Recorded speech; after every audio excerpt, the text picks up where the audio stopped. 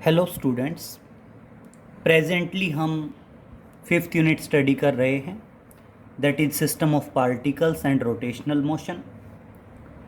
Previous lecture में हमने पढ़ा था moment of inertia and radius of gyration के बारे में। आज हम पढ़ेंगे बेटा kinetic energy of A rotating body.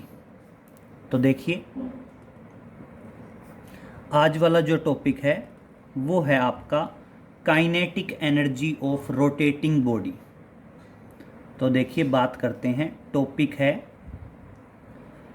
That is kinetic energy of rotating body. Clear? हमने काइनेटिक एनर्जी कैलकुलेट करनी है। किसकी काइनेटिक एनर्जी कैलकुलेट करनी है बेटा? Kinetic energy of A rotating body. कोई बॉडी है, वो रोटेट कर रही है, और उस रोटेटिंग बॉडी की हमने क्या कैलकुलेट करनी है बेटा? काइनेटिक एनर्जी कैलकुलेट करनी है। अब इसके लिए एक पॉइंट बहुत ध्यान से समझेंगे, काफ़ी इंपॉर्टेंट है बेटा। सपोज करो ये कोई रोड है, जैसे मान लीजिए ये कोई रोड है और इस रोड पे 3 पॉइंट्स हैं। ये ओरिजिन, ये पॉइंट 1, ये पॉइंट 2 और ये है पॉइंट 3। क्लियर? अब ये मान लो बेटा ये रोड ऐसे है और ये ऐसे रोटेट करके, इस तरह से रोटेट करके और वापस इसी पोजीशन पे आती है। तो देखना, अगर ये रोड एक कंप्लीट रोटेशन करेगी तो मेरे हिसाब से ये वाला पॉइंट ऐसे रोटेट होगा, ये वाला पॉइंट इस तरह से एक रोटेशन कंप्लीट करेगा, और ये वाला पॉइंट क्या करेगा? इस तरह से एक कंप्लीट रोटेशन कंप्लीट करेगा। अब देखिए, अगर मैं कह दूं ये डिस्टेंस भी आर, ये डिस्टेंस भी आर, ये डिस्टेंस भी आर, तो मैं दो अलग अलग चीज़ें डील करूंगा। एक डील करूंगा लीनियर मोशन और एक डील करूंगा बेटा रोटेशनल मोशन। अब क्लियर करिए दोनों को। अगर मैं कहता हूं इस पॉइंट का लीनियर डिस्प्लेसमेंट बताइए, तो देखना बेटा रेडियस आर है, लीनियर डिस्प्लेसमेंट किसके बराबर होगा? सरकमफ्रेंस के बराबर होगा, और सरकमफ्रेंस के बराबर क्या आ जाएगा? 2 पाई आर आ जाएगा। और इसी पॉइंट का एंगुलर डिस्प्लेसमेंट बता दीजिए। एंगुलर डिस्प्लेसमेंट होता है angle tract by the body on the centre. तो ये पॉइंट जब एक कंप्लीट रोटेशन करेगा तो इसका एंगुलर डिस्प्लेसमेंट होगा 2 पाई। अब बात करते हैं सेकंड पॉइंट की। सेकंड पॉइंट पे क्या आया? आर और आर, 2r। तो इसका जो लीनियर डिस्प्लेसमेंट आएगा वो किसके बराबर आएगा? 2 पाई इंटू आर, और आर की जगह क्या आ जाएगा? 2r। मतलब एक तरह से कह सकते हैं 4 पाई आर आएगा। और अगर मैं इस पॉइंट का एंगुलर डिस्प्लेसमेंट करूं तो एंगुलर डिस्प्लेसमेंट तो वही एंगल ट्रैक्ट, और कितना आएगा एंगुलर डिस्प्लेसमेंट? 2 पाई। फिर मैं बात करता हूं थर्ड पॉइंट की, बहुत ध्यान से सुनेंगे। उसके बाद मैं बात कर रहा हूं थर्ड पॉइंट की। अब थर्ड पॉइंट पे समझिए। थर्ड पॉइंट पे क्या है? बॉडी कंप्लीट रोटेशन करेगी, R plus R plus R, 3r। तो टोटल डिस्प्लेसमेंट क्या आएगा? 2 पाई, और आर की जगह 3r आ जाएगा। मतलब एक तरह से 6 पाई आर आएगा। और अगर मैं इसका एंगुलर डिस्प्लेसमेंट बात करूं तो वही एंगल ट्रैक्ट, इसका एंगुलर डिस्प्लेसमेंट क्या आएगा? 2 पाई। तो समझिए, अगर इस तरह से कोई रोड एक कंप्लीट रोटेशन करेगी तो रोड पे जो तीनों पॉइंट होंगे उन तीनों पॉइंट्स का एंगुलर डिस्प्लेसमेंट तो सेम होगा, लेकिन लीनियर डिस्प्लेसमेंट अलग अलग होगा। जो पॉइंट जितना ज़्यादा दूर होगा उसका लीनियर डिस्प्लेसमेंट उतना ही ज़्यादा होगा। अब बेटा मान लो एक कंप्लीट रोटेशन का टाइम पीरियड है t, तो लीनियर वेलोसिटी क्या आएगी? इस पॉइंट की लीनियर वेलोसिटी आएगी 2 पाई आर बाई टी, इस पॉइंट की लीनियर वेलोसिटी आएगी 4 पाई आर बाई टी, और इस पॉइंट की लीनियर वेलोसिटी आएगी 6 पाई आर बाई टी। क्लियर? मतलब जो पॉइंट एक्सिस ऑफ रोटेशन से जितना ज़्यादा दूर है उसकी लीनियर वेलोसिटी उतनी ही ज़्यादा है। मतलब इस पॉइंट की, पॉइंट नंबर 3 की लीनियर वेलोसिटी क्या होगी? 6πr/t। पॉइंट नंबर 2 की लीनियर वेलोसिटी क्या होगी? 4πr/t। पॉइंट नंबर 1 की लीनियर वेलोसिटी क्या होगी? 2πr/t। मतलब पॉइंट नंबर 1 की लीनियर वेलोसिटी सबसे कम होगी और पॉइंट नंबर 3 की लीनियर वेलोसिटी सबसे ज़्यादा होगी। एंगुलर वेलोसिटी की बात करें तो तीनों पॉइंट का एंगुलर डिस्प्लेसमेंट सेम था, 2π 2π 2π। एंगुलर वेलोसिटी भी फिर ऑटोमेटिक सेम आएगी। तो इसलिए ध्यान रखना, जब भी कोई बॉडी रोटेशनल मोशन में होगी तो उसके हर एक पॉइंट की एंगुलर वेलोसिटी तो रहेगी सेम। जब भी कोई बॉडी रोटेशनल मोशन में होगी तो उसके हर एक पॉइंट की एंगुलर वेलोसिटी तो रहेगी सेम, जबकि हर एक पॉइंट की लीनियर वेलोसिटी होगी अलग अलग। जो पॉइंट जितना ज़्यादा नज़दीक होगा उस पॉइंट की लीनियर वेलोसिटी उतनी ही कम, जो जितना ज़्यादा दूर होगा उस पॉइंट की लीनियर वेलोसिटी उतनी ही ज़्यादा रहेगी। क्लियर? अब समझिए, जैसे फॉर एग्जांपल मान लीजिए ये कोई बॉडी है किसी भी शेप की और ये है इसकी एक्सिस ऑफ रोटेशन। मान लो ये पहला पार्टिकल है मास m1, ये दूसरा पार्टिकल है मास m2 और ये है तीसरा पार्टिकल मास m3। अब बेटा तीनों पार्टिकल्स की लीनियर वेलोसिटी भी होगी और एंगुलर वेलोसिटी भी होगी। अब मेरी बात सुनिए, तीनों पार्टिकल्स की एंगुलर वेलोसिटी तो रहेगी सेम, सोचने की ज़रूरत ही नहीं है। अभी अभी बताया है मैंने कि जब भी कोई बॉडी रोटेशनल मोशन में आएगी तो हर एक पॉइंट का एंगुलर डिस्प्लेसमेंट सेम होता है, तो ऑटोमेटिक एंगुलर वेलोसिटी भी क्या होती है? सेम होती है। तो हर एक पार्टिकल की एंगुलर वेलोसिटी क्या रहेगी? सेम, लेकिन लीनियर वेलोसिटी रहेगी अलग अलग। लीनियर वेलोसिटी क्या रहेगी? अलग अलग। और जो पॉइंट एक्सिस ऑफ रोटेशन से जितना दूर है उसकी लीनियर वेलोसिटी उतनी ही ज़्यादा होगी। तो ऑटोमेटिक लीनियर वेलोसिटी v3 सबसे ज़्यादा होगी, उससे कम होगी v2, और जो पार्टिकल सबसे ज़्यादा नज़दीक है उसकी लीनियर वेलोसिटी सबसे कम होगी। तो हमेशा ध्यान रखना कंक्लूजन में ये पॉइंट कि जब भी कोई बॉडी रोटेशनल मोशन में होती है, एक्स वाई जेड कोई भी बॉडी है, जब भी वो रोटेशनल मोशन में होगी तो उसके हर एक कॉन्स्टिट्यूटिंग पार्टिकल्स की एंगुलर वेलोसिटी सेम होती है, जबकि लीनियर वेलोसिटी क्या रहेगी बेटा? अलग अलग रहेगी। जो पॉइंट जितना ज़्यादा दूर होगा उसकी लीनियर वेलोसिटी उतनी ही ज़्यादा होगी, जो पॉइंट जितना ज़्यादा नज़दीक होगा उसकी लीनियर वेलोसिटी उतनी ही कम होगी। और बेटा लीनियर वेलोसिटी और एंगुलर वेलोसिटी में रिलेशन भी होता है। अब मान लो ये पहला पार्टिकल है, इसका परपेंडिकुलर डिस्टेंस है r1, ये दूसरा पार्टिकल है, इसका परपेंडिकुलर डिस्टेंस है r2, ये तीसरा पार्टिकल है, इसका परपेंडिकुलर डिस्टेंस है rn। अगर मान लीजिए आप अब ये कहते हो कि v is equal to R omega, this is the relation between linear velocity and angular velocity. यहाँ पे क्या होता है? r is the perpendicular distance from axis of rotation. तो इसलिए जो v1 वेलोसिटी है, लीनियर वेलोसिटी इस पार्टिकल की है v1, वो बेसिकली क्या आएगी? r1 इंटू इस पार्टिकल की एंगुलर वेलोसिटी ओमेगा।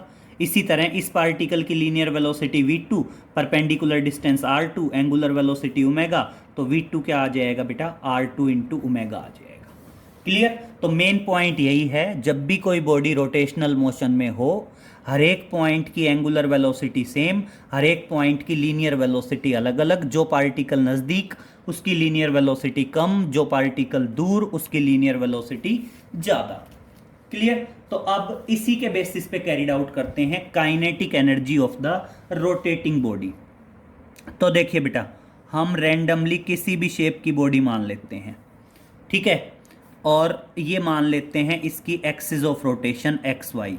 पहले ही कह चुका हूँ, एक्सिस ऑफ रोटेशन बॉडी के सेंटर ऑफ मास से भी पास हो सकती है, बॉडी के अंदर कहीं से भी पास हो सकती है, may be it will be exist outside the body. अब मान लीजिए बॉडी के अंदर नंबर ऑफ पार्टिकल्स हैं। पहला पार्टिकल मास m1, दूसरा पार्टिकल मास m2, तीसरा पार्टिकल मास m3 m4 m5 और अप टू कहाँ तक मान लीजिए mn तक मान लीजिए। हर एक पार्टिकल का perpendicular distance from axis of rotation r1 r2 r3 r4 और अप टू कहाँ तक आ जाएगा rn तक। अब मैं मेन पॉइंट पे आ रहा हूं। जब भी कोई बॉडी रोटेशनल मोशन में होगी तो हर एक पॉइंट की एंगुलर वेलोसिटी सेम रहेगी। इसकी एंगुलर वेलोसिटी भी ओमेगा, इसकी एंगुलर वेलोसिटी भी ओमेगा, इसकी एंगुलर वेलोसिटी भी ओमेगा। जबकि हर एक पॉइंट की लीनियर वेलोसिटी अलग अलग होगी। इसकी लीनियर वेलोसिटी मान लीजिए v1, इसकी लीनियर वेलोसिटी मान लीजिए v2, v3, v4 और इसी तरह इसकी लीनियर वेलोसिटी क्या होगी vn होगी। क्लियर? तो देखिए क्या बताओगे। Consider a body having n number of particles, n number of particles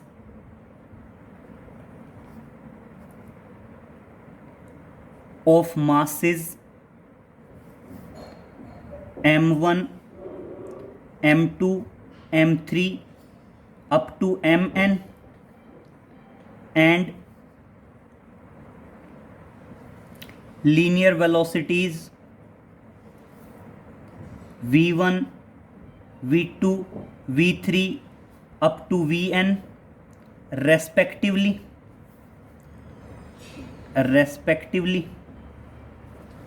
clear, and their perpendicular distance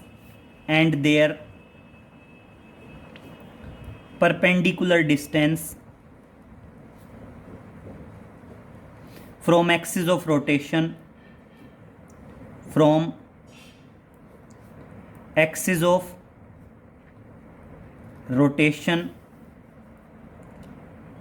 r1 r2 r3 up to rn respectively।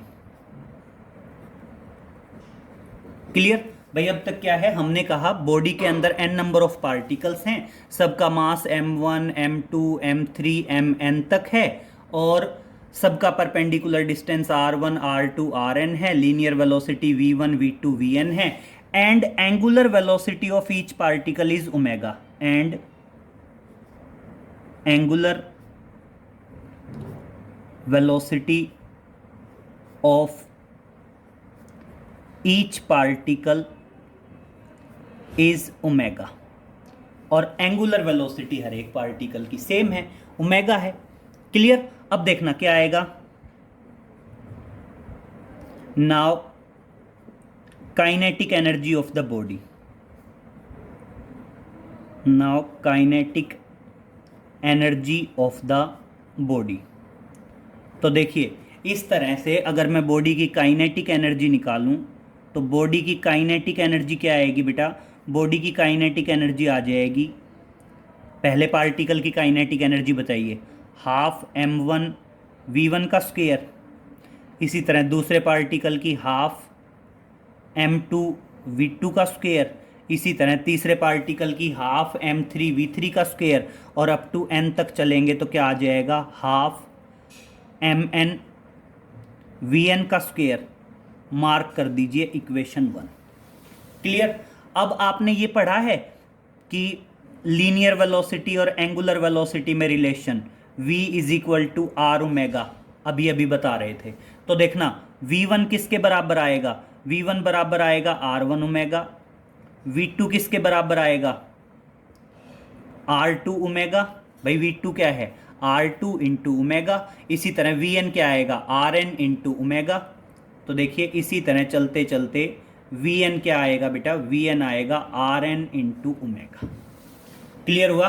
अब क्या करेंगे, इन सभी वैल्यूज को इक्वेशन 1 में पुट करेंगे। Put these values in equation 1। क्या करेंगे बेटा? इन वैल्यूज को पुटअप करेंगे, और कहां पे पुटअप करेंगे? इक्वेशन नंबर 1 में पुटअप करेंगे। तो देखना क्या आएगा, therefore kinetic energy is equal to 1/2 m1।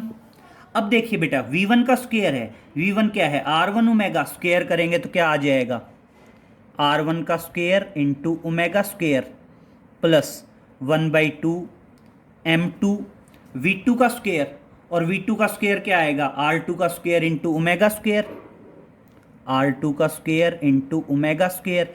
इसी तरह बेटा थर्ड का, फोर्थ का, फिफ्थ का, और अप टू कहाँ तक आ जाएगा n तक आएगा, और क्या आएगा 1/2 mn इंटू वी एन का स्क्वायर, और बेटा वी एन का स्क्वायर क्या आ जाएगा दैट इज आर एन का square into omega square, r n का स्क्वायर इंटू ओमेगा स्क्वायर।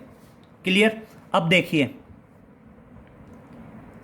आगे देखिए काइनेटिक एनर्जी 1/2 कॉमन, और मेरे ख्याल से ओमेगा स्क्वायर कॉमन, बच गया क्या, बच गया m1 r1 का स्क्वायर प्लस m2 r2 का स्क्वायर प्लस m3 r3 का स्क्वायर, और अप टू कहाँ तक आ जाएगा mn rn का स्क्वायर। क्लियर हुआ यहाँ तक। और अब समझिए बेटा ये हम पहले पढ़ चुके हैं, this is the moment of inertia. और अब आप क्या रेफरेंस देंगे, now we know that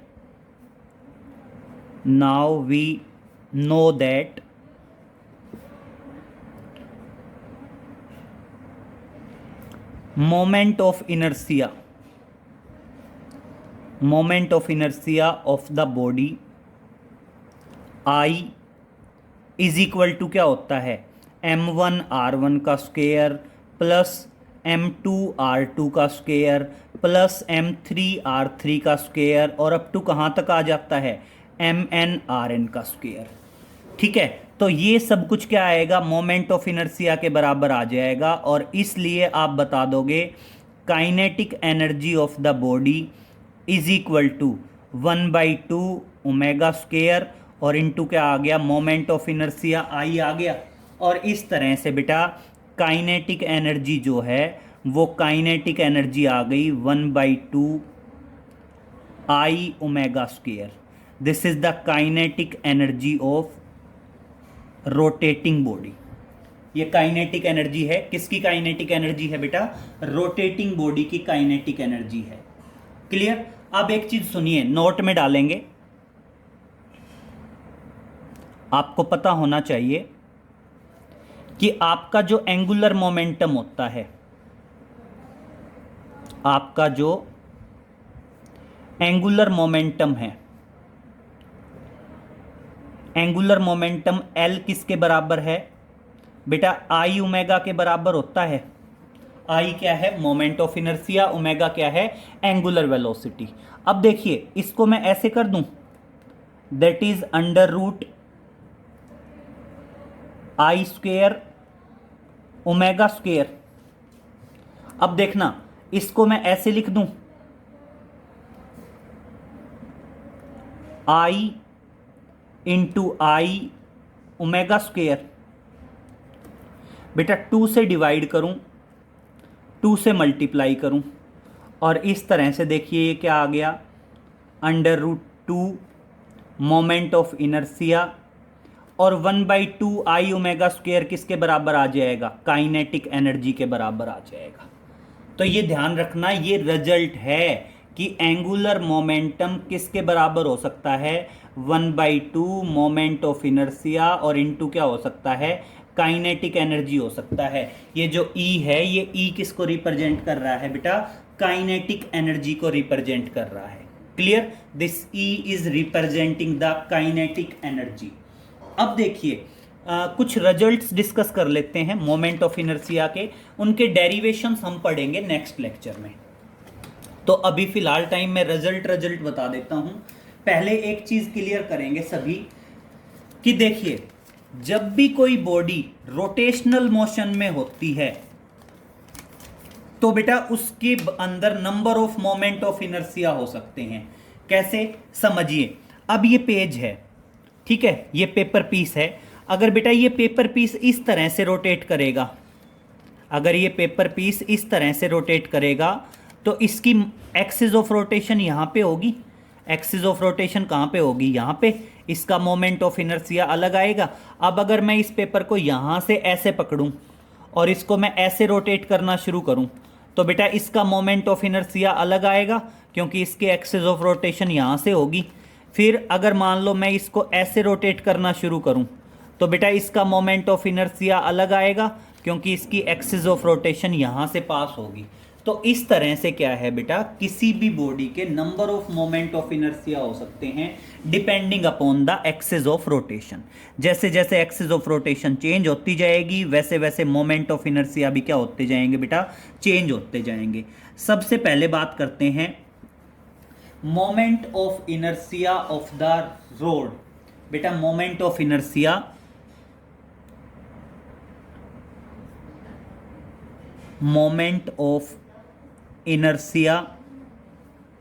of thin rod. Moment of inertia of thin rod. अब मेरी बात सुनिए बेटा, पहला है कि मान लीजिए कोई रोड है और उस रोड का मोमेंट ऑफ इनर्शिया बताना है, और हम पहले ही कह चुके हैं कि एक्सिस ऑफ रोटेशन अगर चेंज होगी तो मोमेंट ऑफ इनर्शिया भी चेंज हो जाएगा। और मैं कहता हूं rod is pass axis is passing through the centre and perpendicular to length. तो देखिए axis is passing through the centre, axis is passing through the center and perpendicular to the length।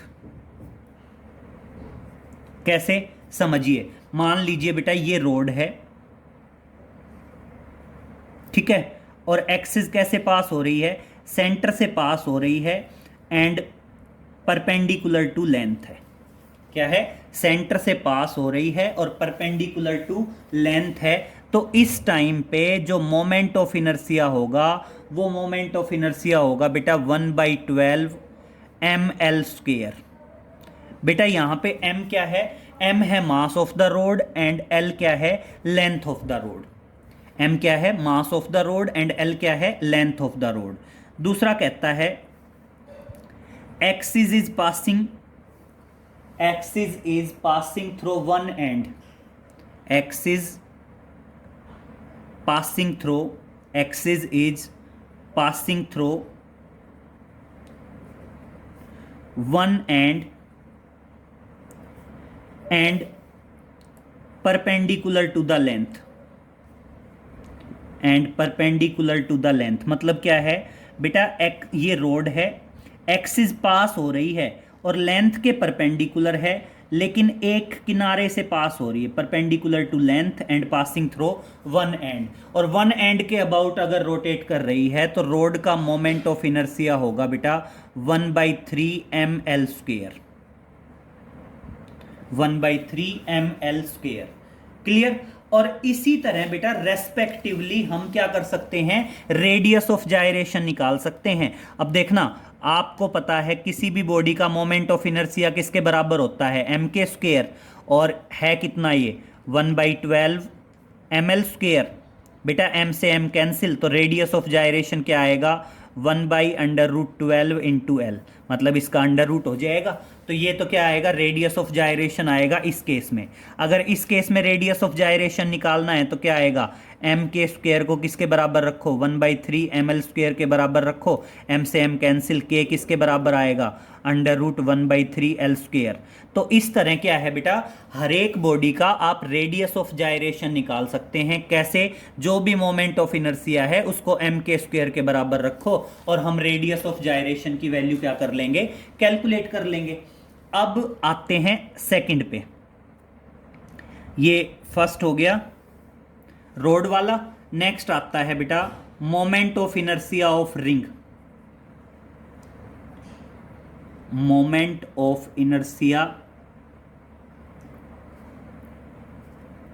Of ring. Ring क्या होता है बेटा? जैसे हाथ में जो अंगूठी पहनते हैं या हाथ में जो कड़े डालते हैं, दैट इज द रिंग। अब मान लीजिए मैं कहता हूं रिंग है। रिंग के मोमेंट ऑफ इनर्शिया भी बहुत सारे हो सकते हैं। एक बार तो मैं कहूं about an axis passing through the centre and perpendicular to the plane. एक बार क्या है, axis is passing through the centre, axis is passing through the centre and perpendicular to the plane of the ring, perpendicular to the plane of the ring। कैसे बेटा, मान लीजिए ये ring है, this is the ring, clear, और बेटा ये centre है। अब एक्सिस कैसे पास हो रही है बेटा, ऐसे परपेंडिकुलर, मतलब कैसे, इस तरह से, इस रिंग के परपेंडिकुलर, और कहां से पास हो रही है, सेंटर से पास हो रही है। तो मतलब इसको कैसे दिखाऊं, ऐसे दिखा दूं हल्का सा कि ये क्या है, एक्सिस है, और कहां से पास हो रही है, सेंटर से पास हो रही है, and perpendicular to the plane of the ring. और कहां पे है बेटा, परपेंडिकुलर है, किसके परपेंडिकुलर है, प्लेन ऑफ द रिंग है, क्लियर। अगर ऐसा है तो मोमेंट ऑफ इनर्शिया आ जाएगा बेटा M R square, moment of inertia क्या आ जाएगा, एम आर स्क्वेयर आ जाएगा। एम क्या है, mass of the ring, and R क्या है, रेडियस ऑफ द रिंग। यहां पे आर क्या आ गया, radius of the ring. Next आता है axis is passing, axis is passing through the centre, axis is passing through the centre and in the plane of the ring, in the plane of the ring। मतलब कैसे समझिए, ये ring है और axis centre से पास हो रही है, लेकिन in the plane of the ring है। इन द प्लेन मतलब ऐसे मान लीजिए, ठीक है, मतलब ये रिंग थी और एक्सिस ऐसे, ये तो क्या है, ये तो ऐसे है, axis is passing perpendicular to the plane of the ring, axis is passing perpendicular to the plane of the ring, और ये ऐसे है, axis is passing in the plane of the ring. इसको कह सकते हैं about the diameter, about the diameter, ठीक है। जब एक्सिस इन द प्लेन होती है तो वो अबाउट द डायामीटर होती है, चाहे ऐसे हो जाए चाहे ऐसे हो जाए, ये दोनों ही अबाउट द डायामीटर है। और बेटा रिंग का moment of inertia about the diameter होता है 1/2 mr²। क्या होता है, 1/2 mr²। m क्या है बेटा, मास, और r क्या है, रेडियस। और नेक्स्ट है tangent parallel to the diameter. Next मैं थर्ड कह देता हूं, tangent parallel to the diameter, parallel to diameter. अगर मान लीजिए कोई टेंजेंट है और वो टेंजेंट पैरेलल टू डायामीटर है, ये रिंग, और मान लीजिए ये डायामीटर, और इसके अबाउट निकालना है, about the tangent parallel to diameter.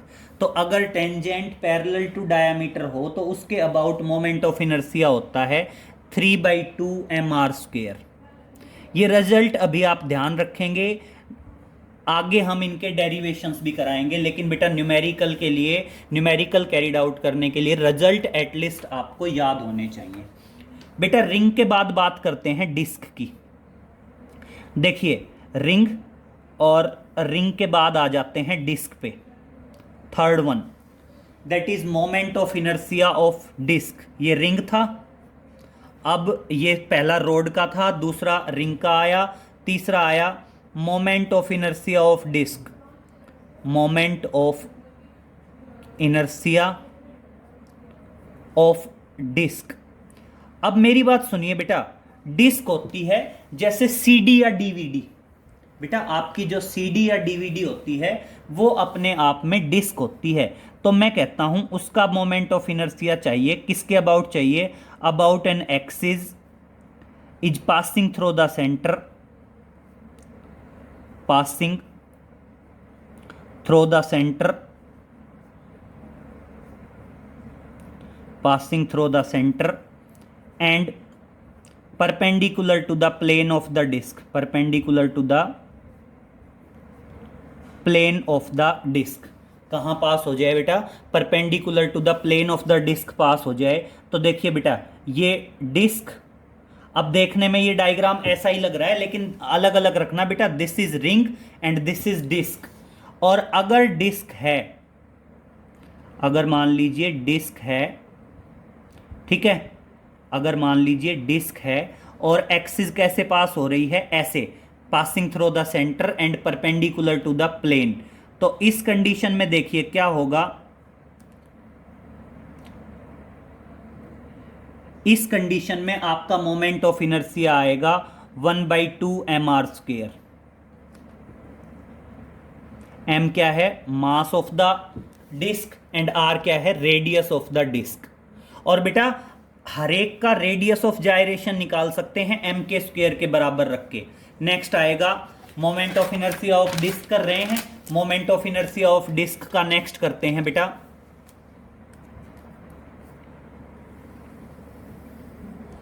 Next आता है अबाउट द डायमीटर। नेक्स्ट क्या करते हैं, about an axis, axis is passing through the centre, passing through the centre and in the plane of the disc, and in the plane of the disc. इसको simply क्या है, ये disc है और axis centre से पास हो रही है लेकिन इन द प्लेन है, इसको कह सकते हैं बेटा अबाउट द डायमीटर, इसको कह सकते हैं अबाउट द डायमीटर। और मेरी बात सुनिए, अबाउट द डायमीटर ऐसे भी हो सकता है, ऐसे भी हो सकता है, और about the diameter moment of inertia होता है बेटा 1/4 mr²। क्या आएगा बेटा, 1/4 mr²।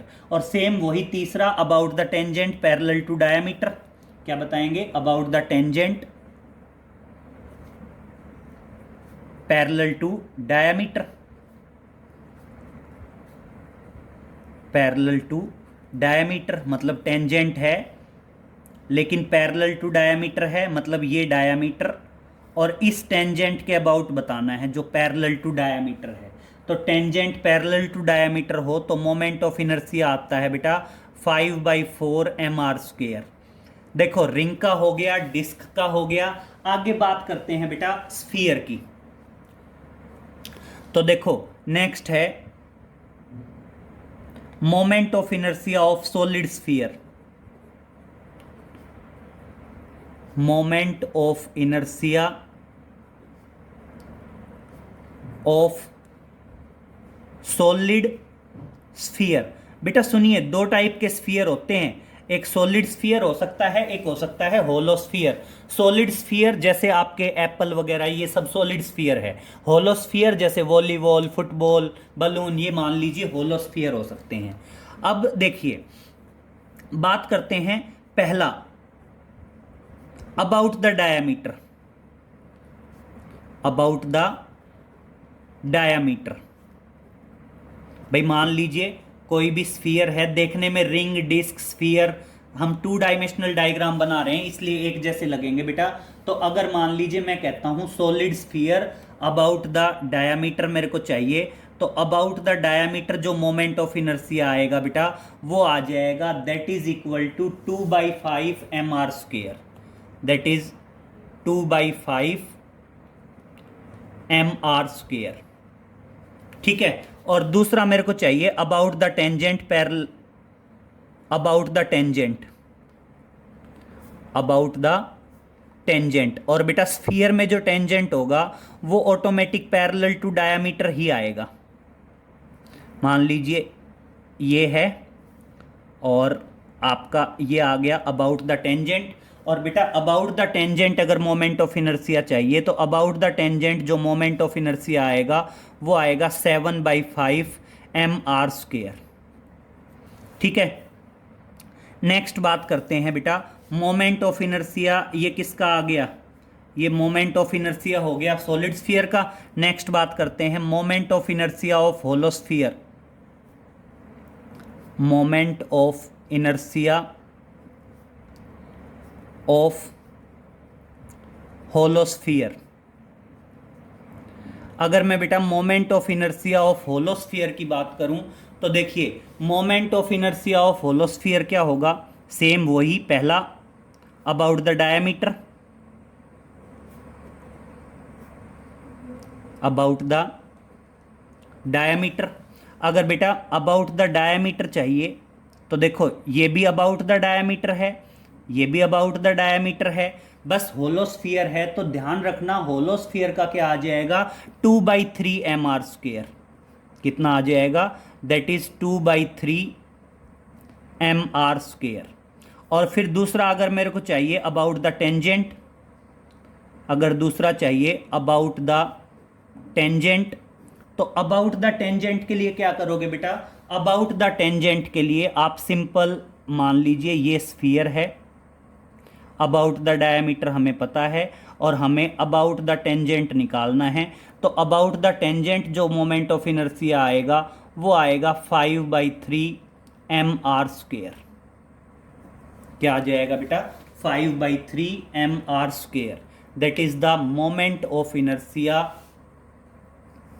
Of hollow sphere.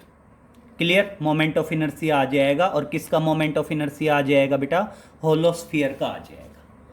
क्लियर, ध्यान रहेगा। तो moment of inertia solid sphere about the diameter, solid sphere about the tangent, होलोस्फीयर।